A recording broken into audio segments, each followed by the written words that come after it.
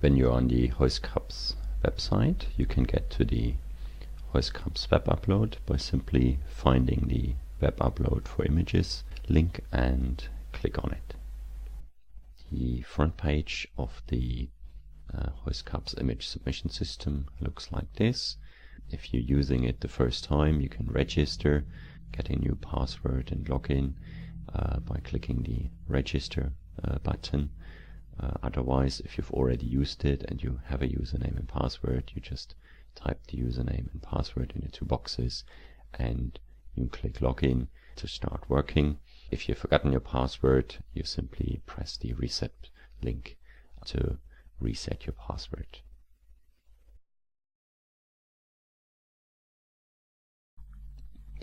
When you're using a website for the first time, then you need to register or create an account. The simplest way of doing this is either using the home button or the login button and then clicking on register. Here, when you do this, you'll basically be sent to the registration page. You put in a username and an email address, which will be linked to that username. So, for example, whatever your email address is.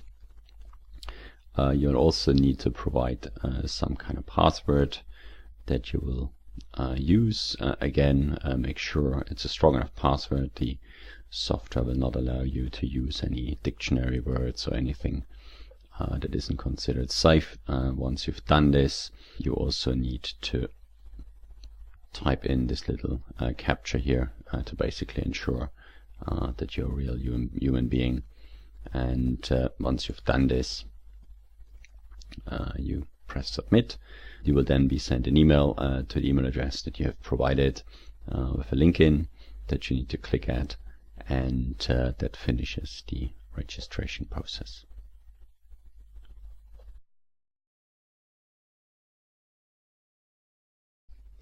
Once you have your username and password and you like to start using the website, then all you need to do is type in the username and password into the two boxes, and once you're done so, you press login to start using the website. Once you're logged in, you will always be directed to the main FITS file upload area on the website. This is the first thing that you'll always see when you log in, and this area basically allows you to upload new images into the system, and it can also always be reached by pressing the upload button in the top bar of the website. The second button, process files, will get you to a website where you can actually process the files and include the data into the actual database for the project. The third button, called objects, will give you a list of all the targets which are currently available for processing, i.e. for those targets you can submit images into the database. The fourth button basically shows you your profile. It lists all the devices you have set up, i.e.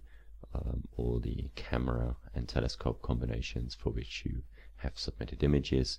It also allows you to set up new devices, and it also lists all the images that you have already submitted and processed. And there's the final link where you can log out from the website once you're finished working.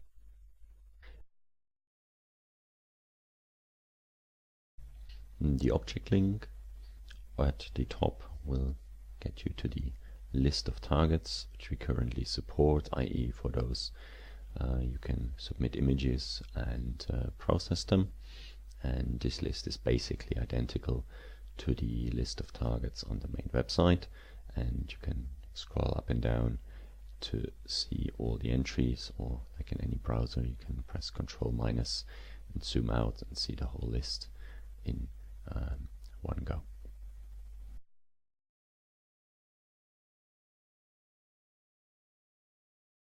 If you like to upload any images after you log in, you click on upload or click on the general home button, which is the upload area, and you simply select the Select Files button, click on that, and then a browser will open where you can in principle simply select images that are stored on your hard drive or any external drives, and you can click on one, select that, and press open, and then this file will simply be added to the list of files to be uploaded. And in principle you could upload this file now by pressing the upload button, or if you have more than one image that you would like to submit, then you press select files again, and you can do that as often as you like, and select a new file. If you know you want to upload more than one file, you can select several of them by selecting them by pressing the Control key and clicking on these files one after the other, or select the first one and then go to the bottom one, press the Shift key and click on the last file to upload all of them.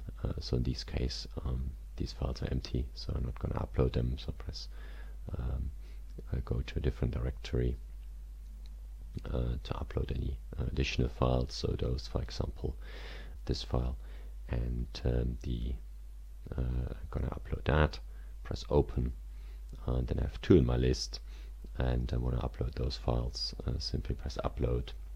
So up to 3 files will be uploaded parallel. If you got more files, then after the first 3 are done, the next 3 will be processed, and so forth. You can pause the upload at any time by pressing the pause button, and then resume whenever you like. If your internet connection breaks down, again you can resume the upload at the place where it has stopped. And all you need to do is simply wait until the files have been uploaded to our server. When all the files are uploaded, you can basically go straight to the processing by pressing Process My Uploads, or as usual, if you want to process files, you click on the Process Files button. Both of them will get you to the list of files that you can process next.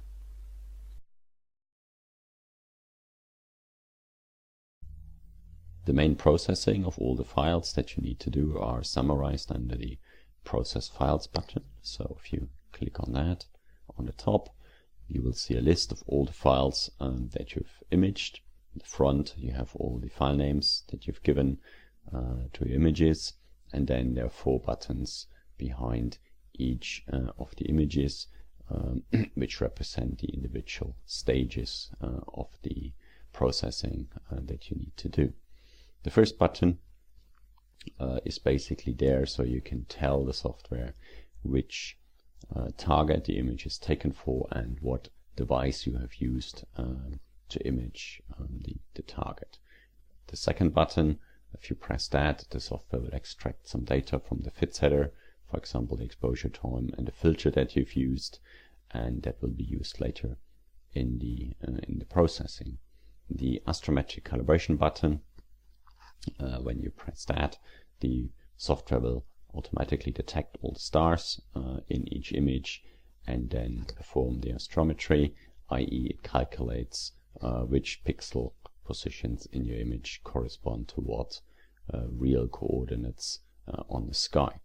The final button, or the final processing steps, the photometric calibration, if you press that, the software will perform photometry of all the stars. It measures, detects and measures the brightness of all stars, and then calibrates these brightnesses against a calibration catalog that we have.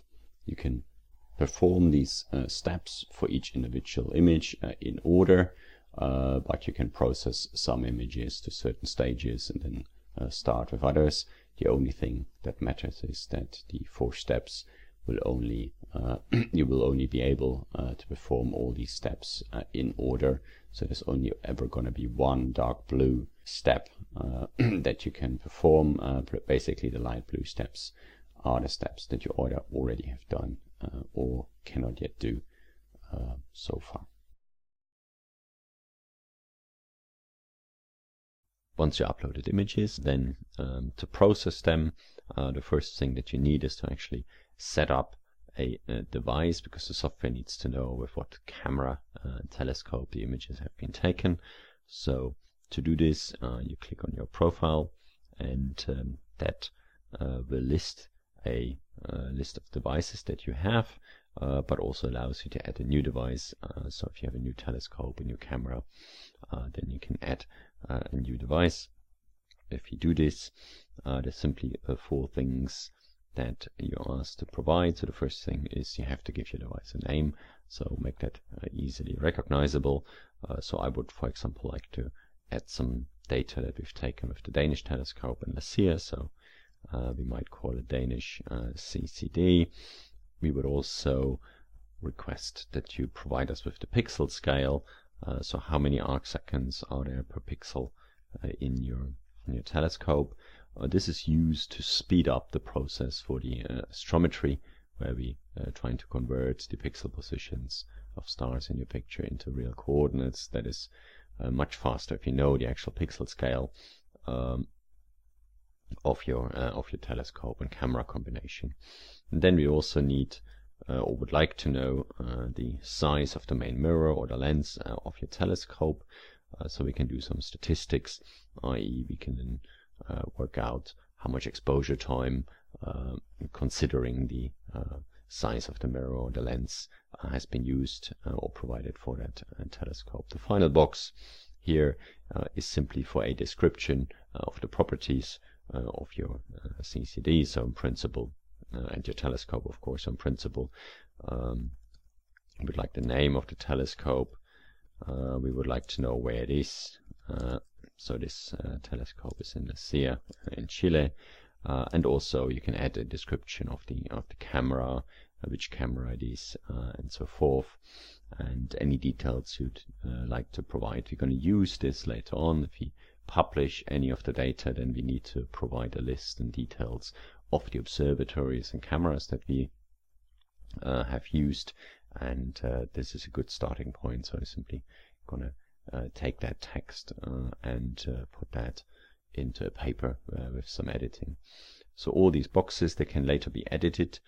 So if one of the numbers is wrong, or you would like to add something in the description, then you can always do that by going back to your profile and clicking on the name of the device, which will open this page here again, where you can then update any of the numbers. Once you're done, you can simply press submit, and the device will be added to the list of devices in your profile.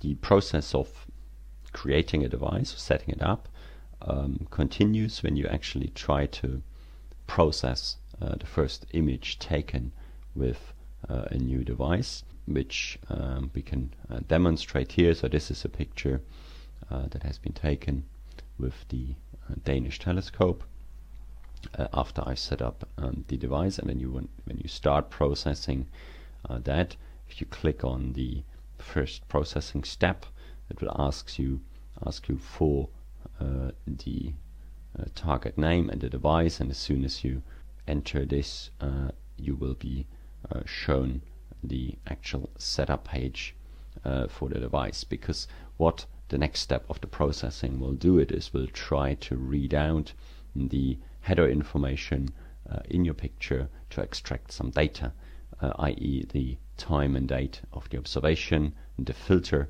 the observation has been taken in, and the exposure time. These things are needed for statistical evaluations and for the calibration, in particular the filter. The date is of course important to plot the light curves later on. So what you basically need to tell the software is which FITS header card contains the relevant information.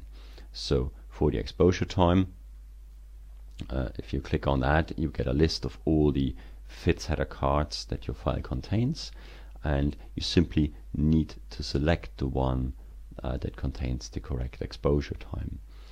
If you have a single image that you've processed and have uploaded, then it's the header card which contains the exposure time, so something like that. But if you've stacked your images together, what we are interested in is not the individual exposure time of your picture, but the total exposure time of your image. So in our case, that total exposure time, basically the sum of all the exposure times of all the images that we've added up, is stored in a FITS header called exposure underscore total. So we can select this. For the filter, again, we simply need to select the FITS header card which contains the information which filter is being used, and so again you just scroll down until you find the FITS header card that describes the filter that you're using. In our case it's filter A. We select that. For the time, there's two things to fill out. One is in what format the date is stored. So if you click on that, you get a selection. So we allow the entries either be Julian date, or modified Julian date, or to have a normal date and time, but the information is stored in one FITS header card, or you got date and time in two separate fields. So you got a date in one card and a time in another. So if you select that, you'll simply get two entries which you need to select. Any of the others will basically only give you one FITS header card where the information is stored. And again, if you have a single exposure, then what we would be interested in is really the time the exposure was taken. Typically for single exposure it doesn't really matter if it's the beginning or the end of the exposure, because typically these things are just a few minutes apart, and we're interested in very long-term light curves. However, if you have stacked several images in the same night with an hour of integration time or something like that, then the date or the time should represent the middle of the exposure, or the average time of the middle of your exposures of the individual images. So again, in our case, we've made a separate FITS header that is generated when the images are added together, and we simply store the Julian date or the average of all the Julian dates of the midpoints of all the individual exposures. And once you're done with all that, all you need to do is press add header cards to device. So then this information will be stored, and then all the other steps when you have new images will be run completely automatically. Please note that you cannot change the entries of the FITS header card. So once you press submit, all these entries are fixed. They cannot be changed. If you done a mistake, then you need to contact me on the email address that is here on the screen to make some changes. If you change your data analysis, so the output that produces your image, and you change the name of any of your FITS header cards, then the simplest way would be to simply create a new device and use this for processing all the images afterwards. The reason for this is if we have for some reason have to reprocess some of the older pictures, then we will not be able to do this if you've changed these entries for these FITS header cards. That's why we simply do not allow the general user to change these entries. So you need to contact me by email if there's a mistake in there somewhere, and then I'll change these entries. Quite simple.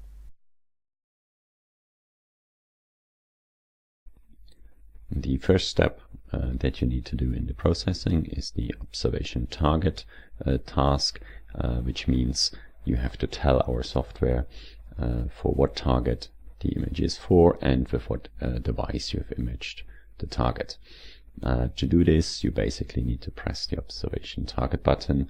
Remember that you need to tell the software the target, so it's important to have a look on the file name and remember that when you do this. So if we press the button, we get to the next page where we basically have a drop-down menu which asks us to tell the software which target it was. So IC5070 is a bit further down. If we select this, the second drop-down menu asks us which device we've used during the imaging, and we have set up only the beacon CCD, so we select that, and then we can enter the details into the database. If you do not select the valid option in one of the first two drop-down menus, then the enter details into database button will not work. So once you're done, you press the green button.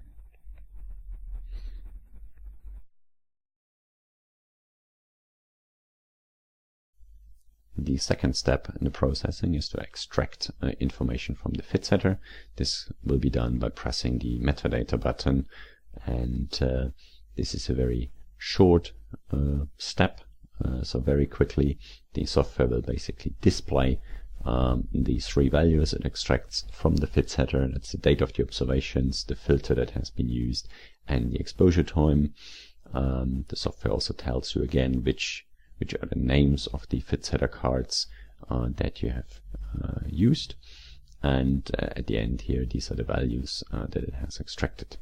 At the bottom of the page, the software also displays the entire fit setter for the whole image, so you can actually check if the numbers it has extracted are the correct ones. So if you go back to the top, the software also identifies the filter name. So red, this is what the fit setter card entry is, and the software interprets this as an R-band filter. That's what the letter in the rectangular brackets here mean, and this is also going to be the filter that is used for the photometric calibration later on. So if for some reason your filter name here is different to the one you think it should be calibrated in, then you need to manually change this. Also, if for some reason your exposure time in the fit setter is not the total exposure time from a stack of images, then you manually need to change those. So if these values are correct, you can press the green button and proceed. If for some reason the fit setter seems corrupted, which can happen during the transfer of the image, then you can basically press the red button and delete the image entirely and start again by uploading it. If you want to change some numbers, you press the blue button to modify any of those three values. So if you press that, you will be given again a list of the values. So there's a drop-down menu for the date format here, which allows you to change also the format. If it's not a Julian date, as in this case, you can change the exposure time, so we can reset this to any value we like. I'll keep it at 960 because that is the correct number. And you can also change the name of the filter. Once you're happy with all that, you press the modify metadata button and return to the main menu.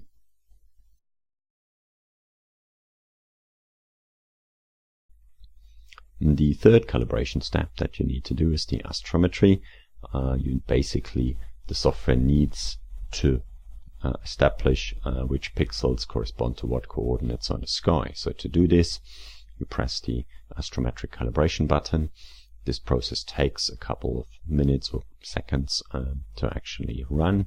So please try not to close your browser while the software is doing this.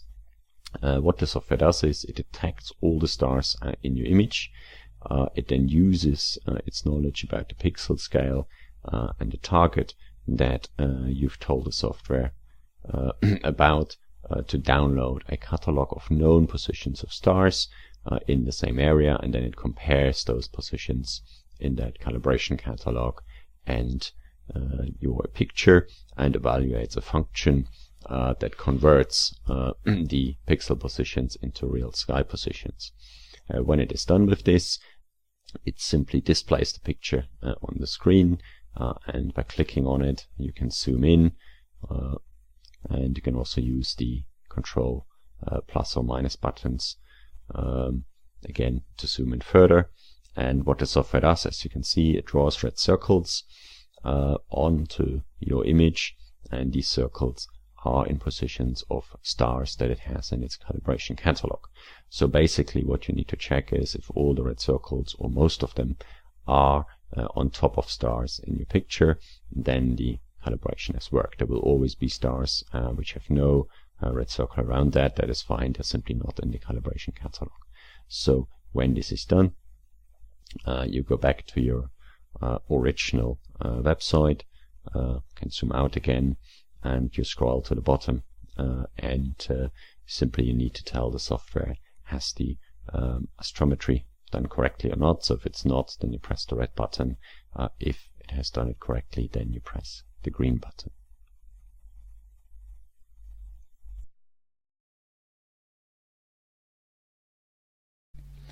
The final step that you need to do for processing the files is the photometric calibration. And like with the astrometry, you do that by pressing the photometric calibration button. Again, this process will take a while in some cases, hence please don't close the browser. What the software does is it detects all the stars in your picture and measures their magnitude. It then compares their magnitude to a calibration catalog that we have for the filter that you're using. So in this case, the visual filter. And what we then need to decide is, has the calibration process actually successfully been performed?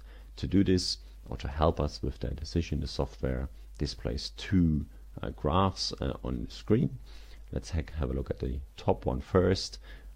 All the stars that the software has found in that picture are displayed as little points, and the software plotted the uncalibrated magnitude. So this is the magnitude it has measured straight from your picture, versus the difference in that uncalibrated magnitude and the magnitude that the stars actually should have, the calibration or the magnitude that the star has in our calibration catalog. It then also plots a blue line, which is simply just a median filter of all the black points, and there's two horizontal lines, a green and the yellow one, the yellow on the left, the green on the right, which basically gives a range of magnitudes that the software considers the stars are either non-saturated or above a certain signal to noise threshold. The software then fits a function to the blue line and subtracts this, which will calibrate the magnitudes of the stars in your picture, and then it generates a second plot where it then plots the now calibrated magnitude versus the difference between the calibrated magnitude and the magnitude that the stars have in the calibration catalog. And if the calibration is successful, all the points should line up roughly around 0. And this is roughly true.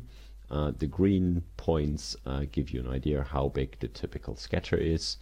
So here in this case we see the scatter is about 0.1 magnitude, and then it increases towards the fainter objects. This is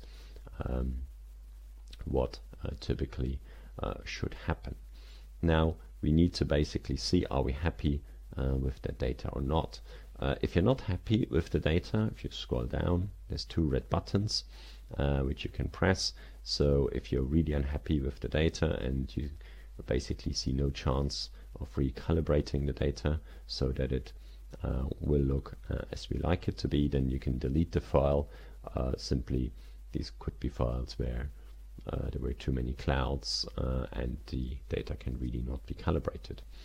Or you would like to reprocess the file from the start if you think that some of the scatter that you see is caused by the fact that maybe the software assumes it's using the wrong filter in its calibration.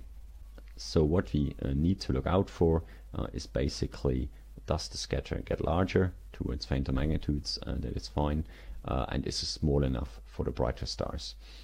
In this case, I would say this is borderline. The red points, which are the same points as in the top graph here, scatter quite a lot, so plus minus 0.1 magnitude, which is actually quite poor. But nevertheless, it is just about acceptable. If this gets bigger than 0.2 magnitudes, then we wouldn't like to include the data, and you should delete the file and not include it in the database.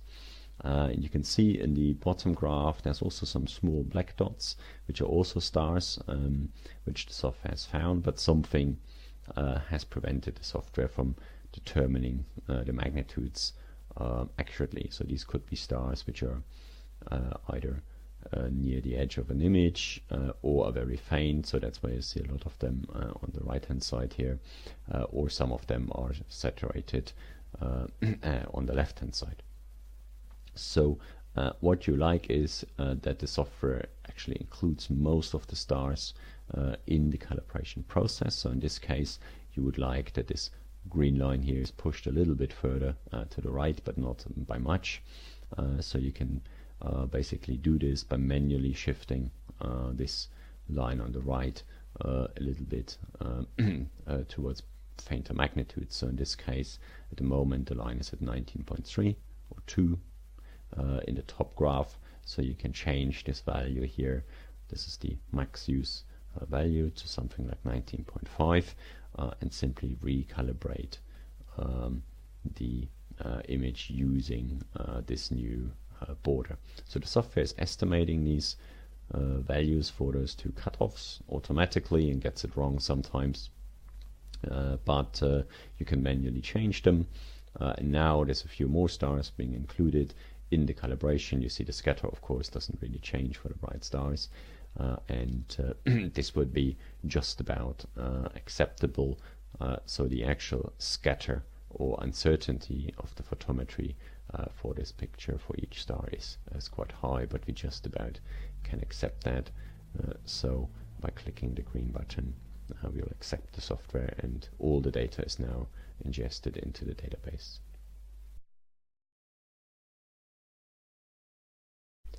The profile page for every user, if you click on that link, you will see these two lists which are displayed. The top list shows all the devices that you've set up for your profile, and it also allows you to add another device. So if you click on that link, you can go through the process again of setting up a device like at the beginning that you've done the first time.